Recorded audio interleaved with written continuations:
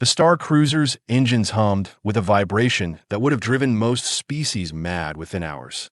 For us Scythians, it was as soothing as a lullaby. I stood on the observation deck, my four-fingered hand pressed against the transparent aluminum. Outside, stars streaked by like tears across the void. Princess Vala, the voice of my chief advisor, Toll, interrupted my brooding. The human diplomatic vessel will dock in 17 minutes. Perhaps you'd like to prepare yourself? I turned, my violet eyes narrowing at his implication.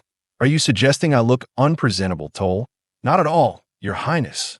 His skin rippled with nervousness, changing from pale blue to a mottled purple.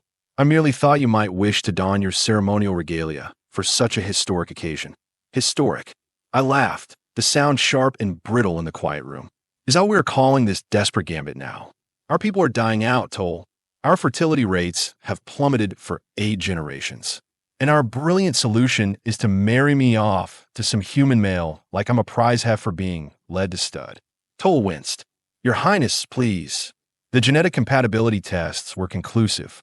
Of all known species, humans represent our best hope for saving our species through interbreeding. Yes, I have memorized the reports.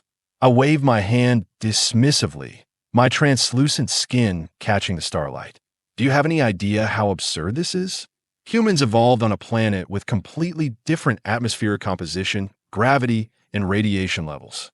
They are practically made of water, and yet, somehow, their DNA is compatible with ours. The universe works in mysterious ways, Your Highness. I snorted. Save the mysticism for the temple priests. I turned back to the window. Who is this human anyway? What poor soul did they convince to marry an alien princess he's never met? Toll cleared his throat. His name is Jack Sullivan. He's a xenobiologist specializing in comparative genetics. Quite respected in human scientific circles, from what I understand. A scientist? Not a politician or military officer. That was surprising. Most diplomatic marriages involve people who already moved in those circles. The human government felt a scientist would better understand the unique nature of this union. You mean he knows this is a breeding experiment with him as the lab rat? I sighed. At least he's coming in with eyes open. Ambassador Wren says he volunteered when he learned of our situation. That made me turn around fully. Volunteered? Why would any human volunteer for this? Toll's skin flushed a deep blue, embarrassment. I believe his exact words were, how often did the guy get the chance to save an entire alien species by getting married? I closed my eyes. Great stars above. They'd sent me a human with a hero complex. Your Highness, Toll said softly, I know this arrangement isn't what you dreamed of, but our people need me to do my duty. I know. My shoulders slumped slightly before royal training kicked in and I straightened my spine. Very well. I will change into my ceremonial robes. Can't have the human thinking we lack proper decorum. 30 minutes later, I stood in the docking bay, draped in the shimmering silver-blue fabrics of Zithian royalty, my head held high despite the weight of the crystalline crown that marked me as heir to a dying throne. Around me stood members of the High Council, all trying not to look as desperate as they felt. The airlock cycled with a hiss. I held my breath. The human who stepped through was not what I expected. I'd studied their physiology, of course, bipedal, endoskeletal, mammalian, but images hadn't captured the sheer presence of them. Jack Sullivan stood taller than any Zithian, with broad shoulders and a sturdy frame that spoke of a high-gravity world. His skin was a warm tan color, lacking our translucency, and covered in tiny dark spots across his nose and cheeks. And his hair, a strange protein filament that grew from their heads, was the color of our sun at midday, golden and bright. His eyes met mine, startlingly green, and he smiled, revealing flat, herbivore-like teeth. Princess Vala, he said, his voice deeper than a Zithian male's, vibrating in a way that seemed to resonate in my chest cavity. He attempted our traditional greeting, pressing his fist to his heart and extending his fingers toward me, though the gesture looked awkward with his 5-fingered hand. Dr. Sullivan, I replied in the human language called English, proud that I'd mastered its strange consonants. Welcome to the royal vessel, luminary. Please call me Jack. Another smile. If we were going to be married, formality seems a bit ridiculous. Several council members gasped at his directness. I found myself fighting a smile. At least he wasn't stuffy. Jack, then. I gestured to the entourage behind me. These are members of my High Council, who will be overseeing the diplomatic aspects of our arrangement. Nice to meet you all. He nodded to them collectively, then turned back to me. I've got to say, Your Highness, your English is excellent. Thank you. I have studied your language for nearly a year in preparation, and I have been trying to learn Zithian, but I'm afraid I'm not very good yet. He attempted a phrase in my language that was probably meant to be complimentary, but actually translated to something about fungal infections. I bit my lip to keep from laughing. We appreciate the effort, I said diplomatically. Toll stepped forward. Dr. Sullivan, if you will follow me, I can show you to your quarters. You will have time to rest before the formal dinner tonight. Thanks, but I'm not really tired. Different circadian rhythm, I guess. Jack glanced at me. Actually, if the princess has time, I was hoping we could talk privately. Get to know each other a bit before we are, hitched. Toll looked scandalized. That would be highly irregular. I think that's an excellent idea, I interrupted. After all, we are about to be bound together for life. A conversation seems the minimum requirement. And so, I found myself walking the royal gardens with a human stranger who was to be my husband. The gardens were our pride, a massive hydroponics bay filled with plant species from our homeworld, many now extinct in the wild. Jack whistled, a strange sound humans make by forcing air through pursed lips. This is incredible. Some of these species shouldn't be able to grow in artificial gravity. Our botanical scientists have worked wonders, I said, watching him closely. You seem genuinely impressed. Of course I am. I'm a biologist, remember? This is like, well, imagine walking into a room filled with treasures you'd only read about in books. I tilted my head. Is that why you agreed to this marriage?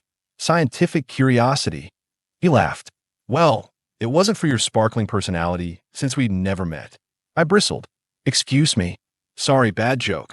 He rubbed the back of his neck. Humor doesn't always translate well across species. Clearly, I stepped past him to touch the delicate fronds of a luminescent fern. You didn't answer my question. Jack was quiet for a moment. Would you believe me if I said I wanted to help? Not really, no. Fair enough. He moved to stand beside me, careful not to touch me. At least he'd learned that much about Zithian customs. The truth is complicated. Yes, I'm fascinated by your species. Yes, I believe in the mission. But also, he sighed, I'm something of an oddity among humans too. That caught my interest. How so? I've spent most of my life studying alien biology. I'm more comfortable in space stations than on Earth. My colleagues joke that I should have been born a different species. His green eyes met mine. When this opportunity came up, it felt, right? Like maybe there was a reason I never quite fit in with my own kind. So you are a misfit looking for belonging, I summarized. And you are a princess with a sharp tongue. He grinned. I think we will get along fine. Despite myself, I felt a smile tugging at my lips. You are very direct for a diplomat. I'm not a diplomat. I'm a scientist who got roped into an interspecies marriage. He gestured between us. This arrangement is weird and uncomfortable for both of us. I figure honesty is the best policy. And what does your honesty tell you about our chances of success? I asked, unable to keep the bitterness from my voice. The fate of my entire species rests on whether my reproductive system finds your human DNA acceptable. Jack's expression sobered. I know the pressure you're under. It's not fair to you. Life is rarely fair. I turned away from him. 7 generations of Zithian royalty have failed to produce more than a single offspring. I'm the last of my line, Dr. Sullivan. If I cannot bear children, my people face extinction. Have your scientists considered that the problem might not be biological? He asked quietly. I frowned. What do you mean? Well, from what I have read, Zithians were once a warrior race that conquered dozens of star systems. Then, about 8 generations ago, right when your fertility problem started, you became peaceful explorers instead. We evolved beyond our barbaric past. I said stiffly. Maybe. He shrugged. Or maybe something changed in your environment, your social structure, that affected reproduction. Some Earth species won't breed in captivity, for instance. They need certain conditions, danger, competition, the right sounds or smells. I stared at him. The idea was so outlandish, so contrary to all our research. And yet, are you suggesting our people have become too civilized to reproduce properly? I'm suggesting that reproduction is complicated, especially for sentient species. He smiled slightly. Sometimes the body needs to believe there's a reason to create new life. And you think you can provide that reason? I couldn't help the skepticism in my voice. I think I can help you figure it out. He held my gaze. If you will let me. I studied him. This strange human with his bizarre theories and direct manner. Everything about him should have repulsed me. His opaque skin, his too many fingers, his alien biology. Yet there was something compelling about his confidence, his lack of pretense. The wedding ceremony is in 3 days, I said finally. That gives you precisely 72 hours to convince me you are not completely delusional. Jack laughed. Challenge accepted, princess.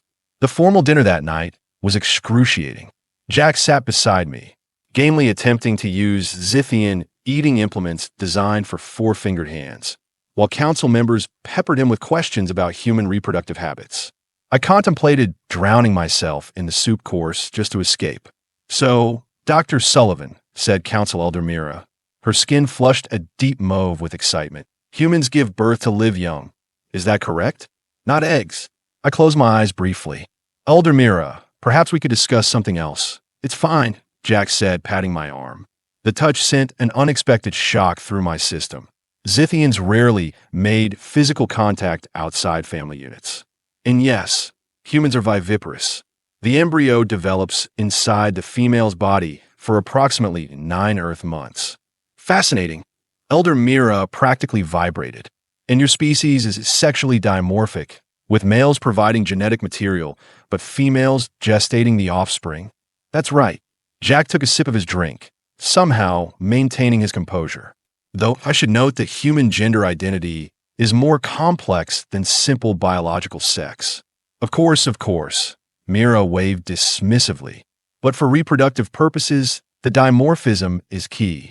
Much like Zithians. I pushed my plate away, appetite gone. If everyone is finished discussing my reproductive future over dinner, perhaps we could move to more pleasant topics? Jack glanced at me, something like sympathy in his eyes. Actually, I'd love to hear about Zithian art. I have read that you incorporate mathematical principles into your music.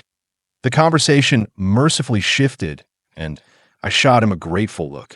Perhaps having an ally in this circus wouldn't be so bad. Later that night, I found myself unable to sleep, my mind racing with thoughts of the human and his strange ideas. On impulse, I accessed the ship's database from my quarters, searching for historical records from before our fertility decline. What I found shocked me. Jack was right. 8 generations ago, the Great Reform changed our society fundamentally. We'd abandoned warfare, yes, but we'd also restructured our mating practices. Traditional courtship rituals, involving competition, displays of strength, and even ritualized combat, have been deemed primitive and discarded in favor of genetically optimized pairing. Could it be that simple? Had we engineered our own demise by removing the very elements that triggered our biological urges to reproduce? A knock at my door startled me from my research. I opened it to find Jack standing there, still fully dressed despite the late hour. Sorry to bother you, he said, but I couldn't sleep. Too many ideas bouncing around my head. I stepped back to let him in, curiosity overriding protocol. Actually, I have been researching what you said earlier. And you might have a point. I gestured to the holographic display showing ancient Zithian courtship rituals. Our ancestors had elaborate mating practices that we abandoned during the Great Reform. Jack studied the images, his expression thoughtful. Cultural practices often develop for biological reasons, even if we forget why. So what are you suggesting? That I challenge you to ritual combat to trigger my fertility. I asked sarcastically. He laughed. I think we need to be more subtle. But introducing elements of your traditional courtship into our relationship might help signal to your body that this is a viable mating pair. I froze. Elements such as nothing inappropriate, he said quickly, reading my expression. But perhaps some of the ritual language, symbolic gestures, creating a narrative that resonates with your biology. This is absurd, I muttered, yet I couldn't deny his theory had merit. My scientists have spent decades researching this problem. Sometimes it takes an outside perspective. Jack stepped closer, and I felt that strange resonance again, like his presence was affecting my bioelectric field. Vala, I made a promise to help your people. Let me try. The use of my name without title should have offended me. Instead, I felt a flutter of something unfamiliar. Very well, Dr. Sullivan. We have 3 days before the ceremony. Show me what you can do. He grinned, and for the first time since this arrangement began, I felt something dangerously close to hope. The next morning, I awoke to find my quarters filled with bioluminescent flowers, night blossoms from the royal gardens, arranged in the ancient pattern of a courtship offering. A small card written in awkward Zithian script read, "First gesture of intent, Jack." I couldn't help but smile. Perhaps this strange human deserved a chance after all. The following 2 days passed in a whirlwind of ancient courtship rituals that Jack had somehow unearthed from our historical archives. Each morning brought a new gesture, a handcrafted token on the second day, a composition of sound frequencies that mimicked traditional Zithian mating calls on the third. I found myself simultaneously embarrassed and intrigued by his dedication to this absurd experiment. "You realize the council thinks you have lost your mind," I told him as we walked through the environmental simulation chamber. Today it was programmed to mimic the vast purple plains of my homeworld, complete with the distinctive scent of sweet Barris grass after rainfall. "Let them think what they want," Jack said, bending down to examine a flowering vine. "I'm more concerned with what you think." I watched him, this strange creature who had thrown himself so completely into saving my people. "I think you are either the most selfless being I have ever met, or you are completely deranged. Why not both?" He grinned up at me, that strange human expression I was beginning to find oddly appealing. "Do you know that humans have a long history of arranged marriages too? For centuries, they were the norm rather than the exception. Did they work?" He stood, brushing purple pollen from his hands. "Often better than love matches, surprisingly. Lower expectations, maybe, or perhaps there's something to be said for building affection slowly, rather than starting with infatuation that fades. Is that what we are doing? Building affection?" I hadn't meant for the question to sound so vulnerable that Jack's expression softened. "I like to think we are at least building friendship. The rest, well, that's up to biology, isn't it?" I turned away, unable to hold his gaze. "Tomorrow is the ceremony." "I know. Are you nervous?" "Terrified," he admitted with an honesty that startled me, but also excited. How many humans get to be part of an interstellar royal wedding? I laughed despite myself. "Is everything a grand adventure to you?" "Not everything." He stepped closer, suddenly serious. "Vala, I want you to know that whatever happens after the ceremony, whether this crazy plan works or not, I'm committed to this partnership. My people have a saying, for better or worse." What does that mean? It means that marriage isn't just for the good times. It's a promise to stand together through difficulties too. I considered this. Zithian royal marriages were political alliances, not emotional bonds. The concept of loyalty through hardship was implied, but rarely stated so directly. "Your species is strange," I said finally, says the blue woman with 4 fingers and translucent skin. I shoved his shoulder lightly, another human gesture I'd picked up from him. "You are incorrigible. Part of my charm." He winked, yet another peculiar human facial movement. "Now, there's one more traditional courtship ritual we haven't tried yet." I raised an eyebrow. "Which is?" "The hunt of proving. According to your archives, potential mates would demonstrate their worthiness by tracking and capturing a specific target." I snorted. "We are on a starship. What exactly do you propose we hunt?" Jack's eyes sparkled with mischief. "I have arranged a little surprise. Meet me in Cargo Bay 3 in 2 hours. We're something you can move in." 2 hours later, dressed in a simple flight suit rather than my usual royal attire, I entered Cargo Bay 3 to find it transformed. The vast space had been reconfigured into a labyrinthine maze, with barriers created from shipping containers and environmental partitions. Jack stood at the entrance, holding what appeared to be 2 primitive weapons, curved tubes with projectile mechanisms. "What is all this?" I demanded. "Welcome to the hunt." He handed me one of the weapons. "These are modified human recreational devices called paintball markers. Completely harmless, but they shoot capsules of colored liquid that mark their target." "And what are we hunting?" He grinned. "Each other."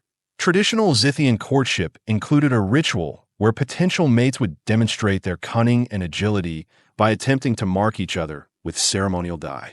I have modified it slightly, But the principle is the same. I stared at him. The council approved this. Not exactly. I told them it was a human bonding ritual, which isn't entirely untrue. He demonstrated how to use the marker. First one to tag the other 3 times wins. Ready? Before I could answer, he disappeared into the maze. I stood frozen for a moment, royal dignity warring with a sudden, unexpected surge of competitive spirit. This was undignified, childish, completely inappropriate for someone in my station. And yet, I found myself moving into the maze, weapon ready, senses alert in a way they hadn't been in years.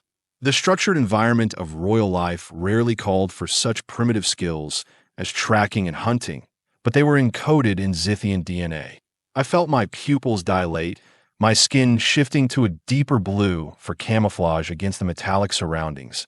The first encounter came quickly. I rounded a corner and there was Jack, marker raised. We fired simultaneously. His shot missed by centimeters. Mine caught him squarely in the chest, leaving a splatter of blue liquid. "First blood to the princess," he called as I ducked away. The game continued, both of us stalking through the maze, occasionally catching glimpses of each other. I tagged him a second time. He caught me once in return. The red paint a stark contrast against my blue skin. As the hunt progressed, I felt something strange happening. My heart raced, my senses sharpened, and a peculiar energy coursed through my body. I recognized it from historical texts, but had never experienced it myself. The thrill of the hunt, the primal satisfaction of pursuit and evasion. When I finally cornered Jack for the third and winning shot, I was breathing hard, my skin flushed with patches of excited purple. "Surrender," I commanded, marker aimed at his heart. Instead of yielding, he lunged forward, faster than I anticipated. The marker was knocked from my hand, and suddenly we were face to face, inches apart. "I should have mentioned," he said, his voice low, "that in human hunting games, there's always the option of close combat." For a moment, we stood frozen, the tension between us palpable. Then, to my own surprise, I laughed, a full, genuine laugh of delight. "You are absolutely incorrigible," I told him, stepping back to retrieve my weapon. "And I win regardless." Jack bowed with exaggerated formality. The princess proves her superior hunting prowess. I concede defeat. As we exited the maze, I realized I was still smiling, my body humming with energy. "I will admit, Dr. Sullivan, your methods are unorthodox, but that was invigorating." "That's the point," he said, his expression knowing. "When was the last time you felt that alive, Vala? That connected to your instincts?" I couldn't answer. The truth was, I couldn't remember ever feeling that way. "Our wedding is tomorrow," he continued. "One last ritual tonight, the exchange of truths. In your ancestral tradition, potential mates would share their deepest fears and greatest hopes on the eve of bonding. Where? When?" The words came out before I could stop them, betraying my interest. "My quarters. 2 hours." He hesitated. "If you were willing." I should have declined. Should have insisted on propriety, on tradition, the new traditions, not these ancient ones he kept unearthing. Instead, I found myself nodding. 2 hours. When I arrived at Jack's quarters, I found the lighting dimmed and the air filled with the subtle scent of burning herbs, almost like the ceremonial cleansing incense used in Zithian religious rites. "How did you get this?" I asked, breathing in the familiar aroma. "Your botanists were very helpful once I explained what I was trying to do." Jack sat cross-legged on the floor, gesturing for me to join him. Between us was a small bowl of glowing crystal shards, light stones from my home world. That I sat opposite him, suddenly nervous. "This is remarkably authentic." I try to be thorough. He picked up one of the light stones. "The tradition says we each hold a stone while speaking our truth. The stone's glow intensifies with the speaker's honesty." "That's actually a misconception," I said. "The stones respond to emotional intensity, not truthfulness. Our ancestors believed strong emotion were the form of truth." Jack smiled. "Even better. Shall I begin?" He held the stone, which glowed softly in his palm. "My greatest fear is meaninglessness. Living a life that leaves no mark helps no one. When I heard about your people's plight, it seemed like fate, a chance to be part of something truly important." The stone brightened as he spoke, casting his face in sharp relief. "And your hope?" I prompted. "My hope is that regardless of whether we succeed in producing children, our union creates understanding between our species. That neither of us regrets this choice. The stone blazed brightly, then dimmed as he finished speaking. He passed it to me, that I took it, feeling its warmth. My fear is failure, not personal failure. I have come to terms with that possibility, but failing my entire species. Being the last princess of Zithia, watching my people fade into extinction. The stone glowed intensely, almost painfully bright. I had never spoken this fear aloud, not even to Toll. My hope.